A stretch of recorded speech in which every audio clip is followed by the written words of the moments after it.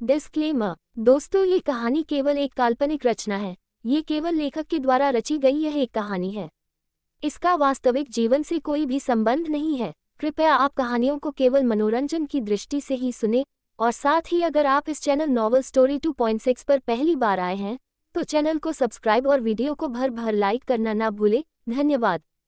Episode 53। चाहत और दक्ष कुछ ही देर में दिल्ली की सबसे बड़े इंटरनेशनल स्कूल पहुंच जाते हैं, जिसके एंट्री गेट पर बड़े बड़े अक्षरों में मर्चेंट इंटरनेशनल स्कूल लिखा हुआ था। वह स्कूल काफी बड़ा था। उसमें प्राइमरी से लेकर हायर सेकेंडरी तक के बच्चे यहाँ पढ़ने आते थे। ये स्कूल हाफ गवर्नमेंट और हाफ प्राइवेट था, जिसकी वजह से कई बच्चे स्कॉलरशिप पाकर यहाँ पर अपनी पढ़ाई कंप्लीट करते थे। पर ज़्यादातर जो रिच फैमिली थी उनके बच्चे यही पढ़ाई करते थे, क्योंकि पूरे इंडिया में मर्चेंट इंटरनेशनल स्कूल जैसा कोई भी स्कूल नहीं था।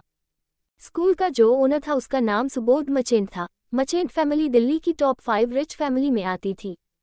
उन्होंने दिल्ली की सारी एजुकेशन सिस्टम को अपनी मुट्ठी में किया हुआ था। यहाँ तक कि उनकी खुद की यूनिवर्सिटी भी मौजूद थी, जहाँ पर हर तरह के कोर्सेज अवेलेबल थे। मर्चेंट फैमिली के पास पैसे तो बहुत थे, पर उन्होंने स्कूल और यूनिवर्सिटी इसलिए डेवलप की ताकि वहाँ फॉरेन जैसा एजुकेशन प्रोवाइड कर सके और यहाँ के अमीर परिवार के बच्चे फॉरेन ना चले जाए। जो बच्चे सच में काबिल है वह अपनी काबिलियत के दम पर अपने आप को यहाँ प्रूव कर पाए और अच्छी एजुकेशन ले पाए। चाहत जिस कॉलेज में पढ़ाई कर रही थी वह कॉलेज भी मर्चेंट फैमिली की थी। उनका दिल्ली में बहुत बड़ा कॉलेज कैंपस था, जहाँ पर हर तरह के कोर्स अवेलेबल थे। मर्चेंट फैमिली की अपनी खुद की यूनिवर्सिटी थी, जिसकी कॉलेजें अलग अलग शहर में बनी हुई थी और उसका मेन सेंटर दिल्ली था। ऐसा नहीं था कि वहां पर सिर्फ अमीर परिवार के बच्चे ही पढ़ाई के लिए आते थे, बल्कि जो बच्चे सच में काबिल होते थे वह स्कॉलरशिप पाकर वहां पर एडमिशन लेते थे, और उन बच्चों का सारा खर्चा कॉलेज ही उठाती थी, या यूँ कहो कि मर्चेंट फैमिली उठाती थी। मर्चेंट फैमिली के हेड सुबोध मर्चेंट कपूर और रायजादा दोनों ही फैमिली के क्लोज फ्रेंड थे, जिसकी वजह से ऐसा कोई नहीं था जो मर्चेंट फैमिली से पंगा ले सके। अभी तो सुबोध मर्चेंट ने सारी जिम्मेदारी अपने पोते राघव मर्चेंट पर डाल दी थी, जिसकी वजह से राघव सब मैनेज करता था। जो भी बच्चा मर्चेंट यूनिवर्सिटी में से अपनी पढ़ाई कंप्लीट करता था वह फ्यूचर में जाकर एक अच्छा मुकाम हासिल करता था, जिसकी वजह से पूरे इंडिया से बच्चे यहाँ पर अपने सपने पूरे करने आते थे। यहाँ पर सारी बिल्डिंग काफ़ी हाईटेक टेक्नोलॉजी से बनी हुई थी। वहाँ पर हर तरह की फैसिलिटी प्रोवाइड की जाती थी। स्टूडेंट के रहने के लिए हॉस्टल से लेकर अच्छा खाना, और जो बच्चे गरीब होते थे उन्हें ये सब फ्री में मिलता था, और हर साल वहाँ पर बड़ी बड़ी कंपनी प्लेसमेंट के लिए आती थी, जिसकी वजह से सारे बच्चों को यहाँ पर सारी अपॉर्चुनिटी मिलती थी। और जो बच्चे एंटरटेनमेंट इंडस्ट्री में जाना चाहते थे उनके लिए भी यहाँ पर बड़े बड़े डिटेक्टर उन्हें अप्रोच करने आते थे। वहाँ पर हर तरह की टेक्नोलॉजी मौजूद थी जो एक बच्चे को अच्छा एजुकेशन प्रोवाइड कर सके। चाहत तुरंत ही अपना बुलेट लेकर स्कूल के इंटीग्रेटेड से होते हुए स्कूल के अंदर जाने लगती है। वहाँ पर कई सारे सिक्योरिटी गार्ड और बॉडीगार्ड खड़े थे जो कि बच्चों की निगरानी कर रहे थे। यहाँ पर सिक्योरिटी इतनी टाइट थी कि कोई भी एरागेरा इंसान अंदर नहीं जा सकता था। बॉडीगार्ड इंसान की शक्ल देखकर ही पहचान जाते थे कि सामने वाला कैसा होगा। उन्होंने चाहत के साथ छोटे बच्चों को देखा, जिसकी वजह से वह उन्हें नहीं रोकते। चाहत तुरंत ही अपनी बाइक पार्किंग एरिया में पार्क करके दक्ष के सर पर लगे हेलमेट को निकालती है और दक्ष को अपनी गोद में उठाकर वहां से प्राइमरी सेक्शन की ओर चल जाती है। वही दक्ष अपनी आंखों में चमक लिए पूरे स्कूल को अच्छे से देख रहा था, और साथ ही आज तो वह बहुत खुश था क्योंकि वह अपनी क्यूटी के साथ था। वह पहली बार इतनी बड़ी स्कूल में आया था। वहाँ पर बड़ी बड़ी बिल्डिंगें बनी हुई थी और उसके आगे बड़े बड़े प्लेग्राउंड, जहाँ पर इस वक्त बच्चे खेल रहे थे और काफ़ी शोर मचा रहे थे। वही दक्ष ये सब देखकर बहुत खुश हो जाता है, क्योंकि उसे ऐसा ही तो चाहिए था, और दक्ष स्पोर्ट्स में भी काफ़ी अच्छा था।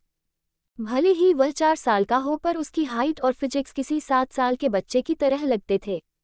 वह एक हेल्थी बच्चा था, इसलिए कोई भी नहीं कह सकता था कि वह सिर्फ 4 साल का होगा।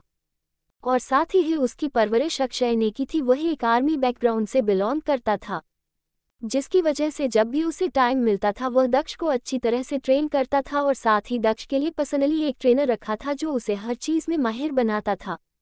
वही चाहत भी आज पहली बार इतने बड़े स्कूल को देख रही थी। ऐसा लग रहा था ये स्कूल न होकर कोई कॉलेज हो। वही चाहत और दक्ष गार्डन एरिया के बीच बनी सड़क से बिल्डिंग की ओर जा रहे थे। वही जो बच्चे गार्डन एरिया में खेल रहे थे वह चाहत और दक्ष को देखकर उन पर से अपनी नज़रें नहीं हटा पा रहे थे, क्योंकि वह दोनों ही काफ़ी क्यूट लग रहे थे। उन्होंने आज तक ऐसी क्यूट लड़की नहीं देखी थी। वही बड़े लड़के जो कि थोड़ी दूरी पर बास्केटबॉल खेल रहे थे, वह अपनी स्कूल में इतनी खूबसूरत लड़की को देखकर उसे देखते ही रह जाते हैं। वह अपने खेल को बीच में छोड़कर सीधा चाहत और दक्ष की ओर जाने लगते हैं। उन्हें तो यही लग रहा था शायद ये लड़की उनकी क्लास में न्यू एडमिशन होगी। वही वह लड़के आपस में बात करते हुए उन दोनों का पीछा कर रहे थे। वही चाहत और दक्ष इन सबसे अनजान अपने ही धुन में चले जा रहे थे। जब दक्ष का क्लासरूम आता है तो चाहत दक्ष को अपनी गोद से नीचे उतार देती है और अपने हाथ में बैग लेकर सीधा क्लासरूम में चली जाती है।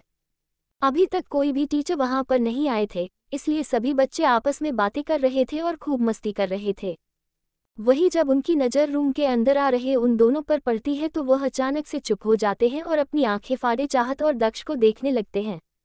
वही सारे छोटे बच्चे चाहत को घूर घूर कर देख रहे थे। वही दक्ष जब ये देखता है तो गुस्सा हो जाता है और सभी बच्चों को अपनी खा जाने वाली नज़रों से देखने लगता है, जिससे सारे बच्चे डर जाते हैं। वही दक्ष चाहत के हाथों में से अपना बैग लेकर सीधा फर्स्ट बेंच पर चला जाता है, जहां पर पहले से ही एक छोटी लड़की बैठी हुई थी। वही दक्ष उसे गुस्से से घूरते हुए कहता है, निकलो यहाँ से, आज से मैं यहाँ बैठूंगा। वही वो छोटी सी लड़की ये देखकर डर जाती है और तुरंत ही अपना बैग लेकर सीधा पीछे वाली बेंच पर बैठ जाती है। चाहत ये देखकर दक्ष को घूरने लगती है। वही दक्ष भी उसे देखकर एक आंख मार देता है और प्यार से मुस्कुराने लगता है। वही चाहत जो दक्ष के पास जा ही रही थी, तभी एक गोलू मोलू सा लड़का चाहत के पास आते हुए अपनी प्यारी आंखों से चाहत को देखने लगता है और मुस्कुराते हुए कहता है, दीदी आप बहुत ही ब्यूटीफुल हो। वही दक्ष जब उसे देखता है तो तुरंत ही अपनी बेंच से खड़ा हो जाता है और उस लड़के के पास जाकर उसे जोर से धक्का दे देता है। उसे बिल्कुल पसंद नहीं था कि कोई भी उसकी स्वीटी की तारीफ करे, क्योंकि वह बहुत ही पजेसिव था और चाहत की तरह लड़ाकू भी। दक्ष उस लड़के को गुस्से से घूरते हुए कहता है, तुम्हारी हिम्मत कैसे हुई मेरी क्यूटी की तारीफ करने की।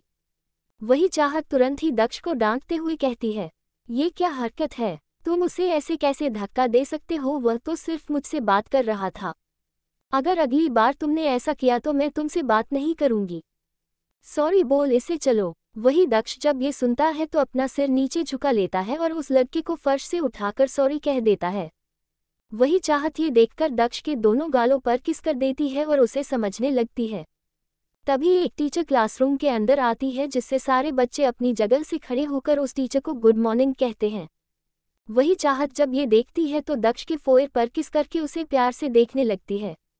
वही वह टीचर जो क्लासरूम में आई थी वह दक्ष के पास आ जाती है और उसका नाम पूछने लगती है।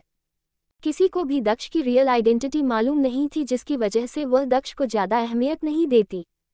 वह नॉर्मल ही दक्ष का इंट्रोडक्शन कराकर सीधा उसे अपनी जगह पर बैठने के लिए बोलती है।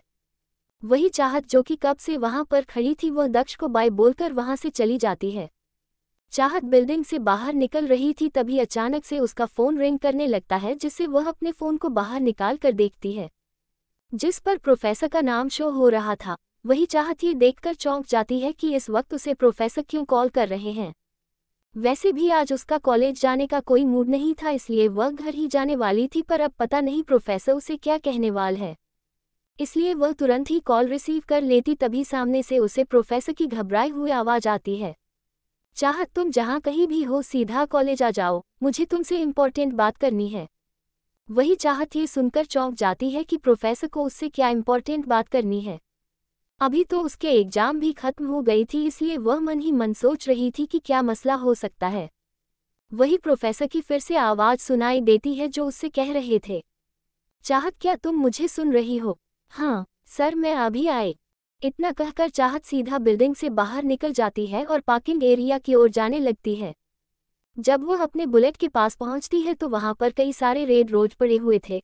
वही चाहत ये देखकर शॉक हो जाती है कि यहाँ पर कौन आ गया जो सीधा उसे रेड रोज दे रहा है। तभी उसकी नज़र गाड़ी के पीछे छुपे 3 से 4 लड़कों पर पड़ती है, जो कि दिखने में 13-15 साल के लग रहे थे। वही चाहत जब ये देखती है तो वह अपनी हंसी कंट्रोल नहीं कर पाती और उन गुलाबों को लेकर अपनी प्यारी आवाज़ में कहती है, मुझे पता है तुम सब गाड़ी के पीछे छुपे हो। तुम यहाँ पढ़ाई करने आते हो या स्कूल में आने वाली लड़कियों को रोज देने? जल्दी से अपनी क्लास में जाओ, वरना प्रिंसिपल से जाकर तुम्हारी शिकायत कर दूंगी। वही वह लड़के जब ये सुनते हैं तो तुरंत ही वहाँ से गायब हो जाते हैं। वही चाहत तुरंत ही अपने हाथ में वह रेड रोज लेकर अपने बुलेट पर बैठ जाती है और वहाँ से सीधा कॉलेज के लिए निकल जाती है। कॉलेज वहाँ से कुछ ही दूरी पर था, जिसकी वजह से उसे वहाँ जाने में कोई प्रॉब्लम नहीं थी। जब वह अपने कॉलेज कैंपस में पहुंचती है तो उसे काफ़ी अजीब लगता है, क्योंकि आज कॉलेज में काफ़ी चहल पहल की साथ ही साथ वहां पर 10 से 12 बड़ी बड़ी गाड़ियां खड़ी थी और आसपास कई सारे काले कपड़े पहने बॉडीगार्ड पूरी बिल्डिंग को घेरे हुए थे। वही सारे बच्चे उस बिल्डिंग के सामने खड़े होकर एक दूसरे से बातें कर रहे थे जहां पर दिन की ऑफिस थी। वही ये देखकर चाहत को कुछ ठीक नहीं लगता। वो ये सोच ही रही थी कि जिस प्रोफेसर ने उसे कॉल किया वह घबराकर चाहत के पास आता है और चाहत को अपने साथ चलने को कहता है। वही चाहती उनसे बिना सवाल किए उनके पीछे पीछे जाने लगती है क्योंकि वह प्रोफेसर काफ़ी अच्छे थे। वही प्रोफेसर दिन की ऑफिस के बाहर खड़े रहकर चाहत को अंदर जाने को बोलते हैं और वहां से चले जाते हैं। वही चाहत कंफ्यूज लुक के साथ अपनी प्यारी आवाज में बोलती है, मे आई कम इन सर? यस कम इन। वही चाहत जब उस भारी आवाज को सुनती है तो उसे काफी अजीब लगता है। उसे पता था कि पुराने वाले दिन को कॉलेज से निकाल दिया गया है और नए दिन को अपॉइंट किया है। वो ये सोचते हुए सीधा ऑफिस में चली जाती है जहां पर एक आदमी अपनी चेयर को दूसरी ओर घुमाए बैठा हुआ था। एपिसोड 54। इटली में अक्षय कई सारे बॉडीगार्ड्स के साथ चलते हुए अपने प्राइवेट ट्रेनिंग सेंटर के ग्राउंड में जा रहा था जहां पर कई सारे कमांडो काले कपड़े पहने अपनी ट्रेनिंग ले रहे थे।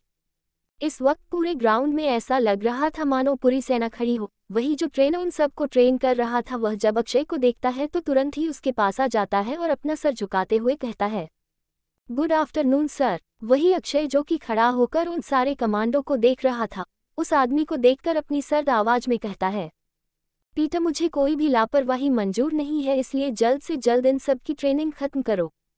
और हाँ, ये जिम्मेदारी तुम्हारी है कि तुम मेरी गैर मौजूदगी में यहाँ मेरा खौफ बरकरार रखो। अगर कोई भी हमारे मकसद के बीच में आए तो उसका नाम और निशान इस दुनिया से मिटा दो। वही पीटर अपने सर को नीचे झुकाए अक्षय से कहता है, जी सर, ऐसा ही है, सबके दिल में आपके नाम का खौफ है।